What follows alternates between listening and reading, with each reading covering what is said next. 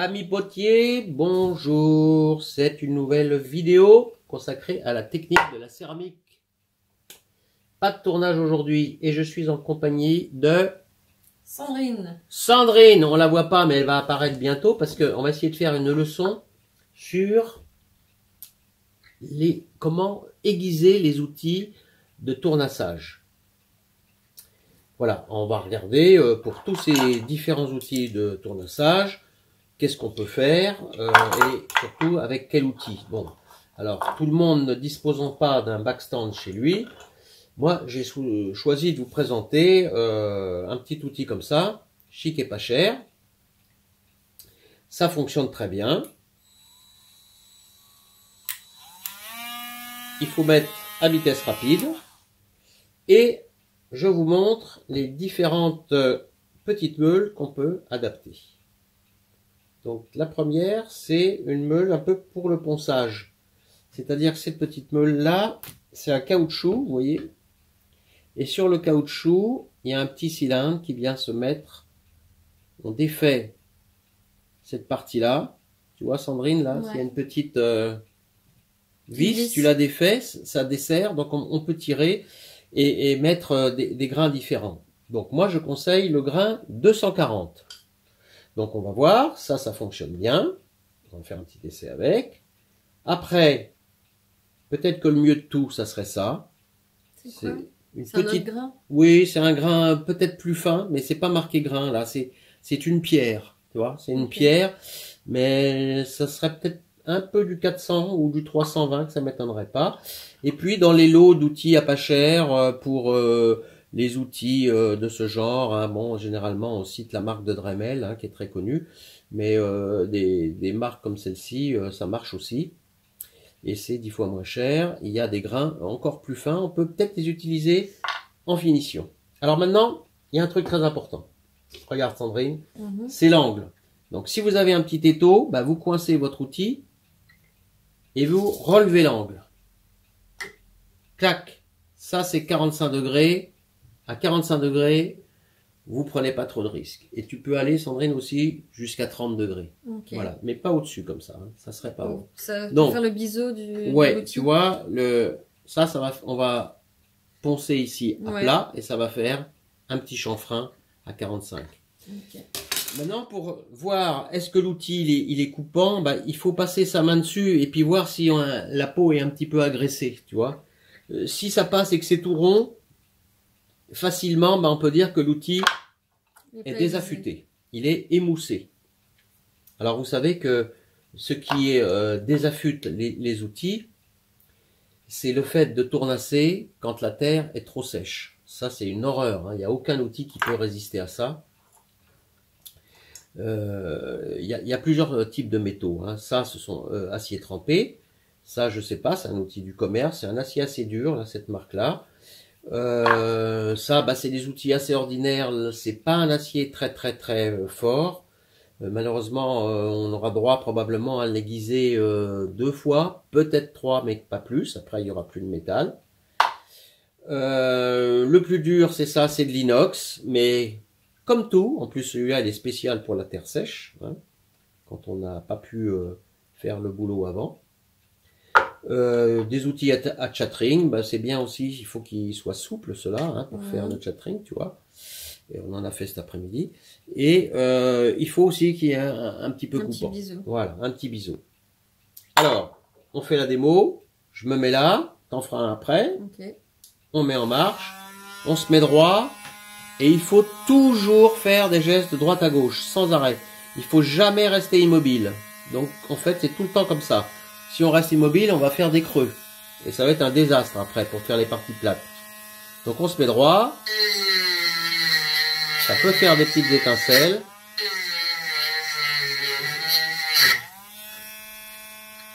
Ouais, ça va vite quand même. Ouais, ça va assez vite.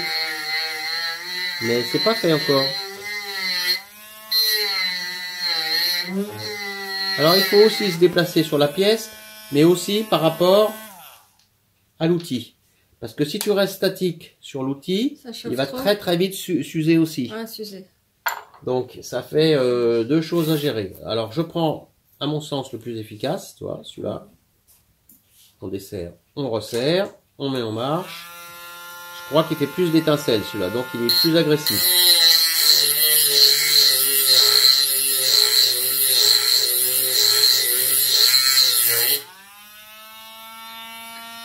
Ben là, ça commence.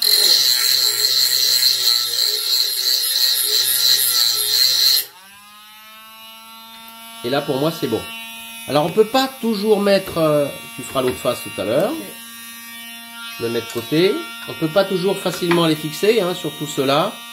Bah là, c'est à l'œil. C'est-à-dire qu'on maintient l'outil, tu vois, à peu près comme ça. Et là, on va se promener sur l'arête à peu près à 45 degrés. Voilà. Il n'y a pas d'autre façon de faire. C'est pas facile par rapport à la caméra. Il faut essayer de le caler, mais bon, ça résiste pas trop quand même.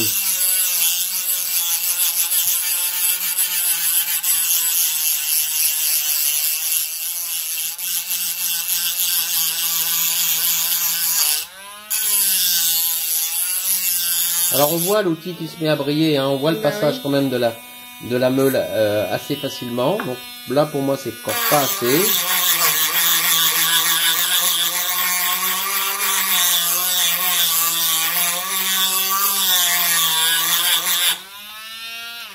Voilà, moi je voulais dire que l'affûtage sur les outils de tournassage c'est vraiment primordial. C'est ça qui fait qu'on a une belle coupe, qu'on a une belle qualité de tournassage. Alors c'est pas l'outil idéal, mais c'est probablement le moins cher. Les outils, ma foi, professionnels sont tout à fait hors de portée financièrement du potier de base. Hein. Et si tu ne mets pas tout à fait à 45 degrés, ça fait quoi? Entre 45 et 30 degrés, disons que c'est l'angle de coupe où tu te maintiens sur la pièce. Donc par exemple, je sais pas si on peut trouver un bol là dans le coin. Ils sont emballés, bon, mais là-bas il y en a des balais, mais pour répondre, voilà, je reviens avec un bol pour vous montrer. 45 degrés, pourquoi? C'est parce que voilà, naturellement la main elle vient ici par exemple pour tenir cet outil. Donc on est pile poil à 45 degrés et on est pile poil ici dans la partie tranchante. Et c'est ça qui va faire que ça va te chatter comme ça. Ça va faire que ici, ben, on sera pile poil dans ce qu'on vient d'affûter. Okay. Voilà. 45, c'est à peu près bien. 30 aussi, selon qu'on ferme un petit peu plus l'outil entre les deux. Mais il faut pas aller au-delà. Donc, je te cale celui-là dans ce sens-là. On le met à 45. Alors, c'est facile. Ça, comme ça. Ça, droit. Mademoiselle, à vous de jouer. Allez. Direct avec l'autre...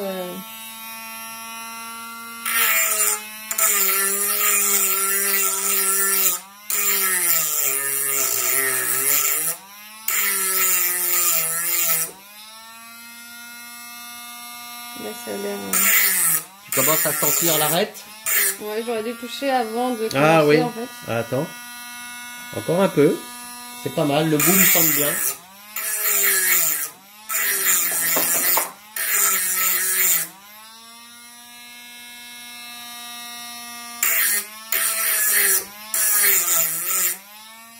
Pour moi, il me semble... Pour moi, là, je pense que c'est bon. Ouais. Hein. Je vais pas me couper le doigt. Mais... Ouais, fais attention. Alors, bon, bah ça, c'est un outil qui coupe dans tous les sens. Donc, il faudrait faire aussi la pointe. Mais alors, pour dire la vérité, je l'avais déjà fait avant pour être sûr que ça allait marcher, la démo.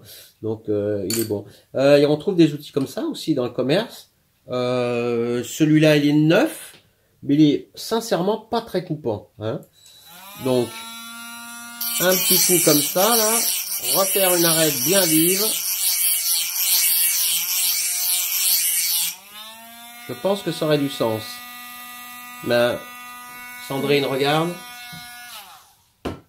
Teste à la main, simplement. Qu'est-ce qui coupe, à ton avis? Ce côté-là ou l'autre côté? Tu vois la différence? Ouais. Très bien. Alors, je vais te montrer juste le petit outil de finition.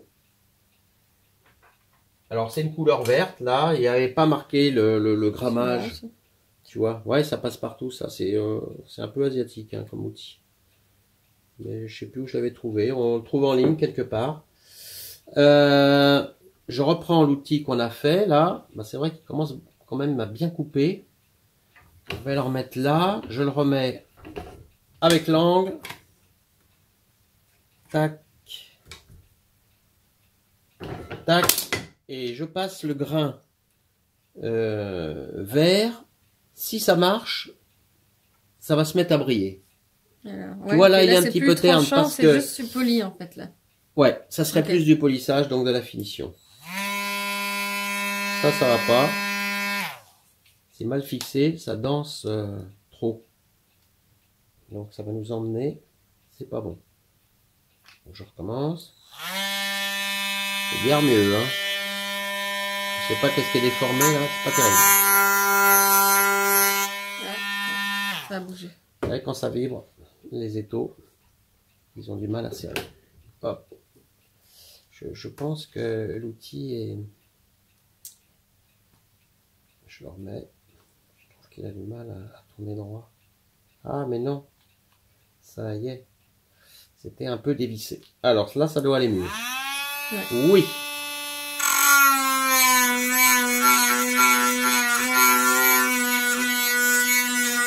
Ah, je sais pas si on voit pas l'image, mais c'est un petit peu plus brillant. Donc, ça fait pas d'étincelles, mais ça fait plus de polissage. Ah là, je crois que vraiment, ça commence à couper méchamment. Ah ouais. Tu le vois? Ouais.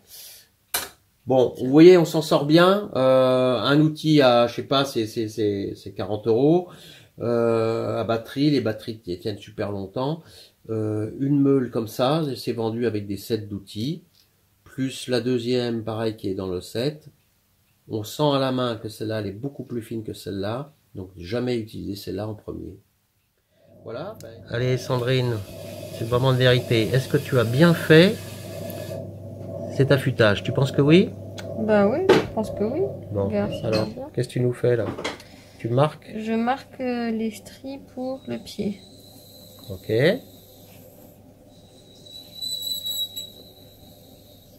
Parfait.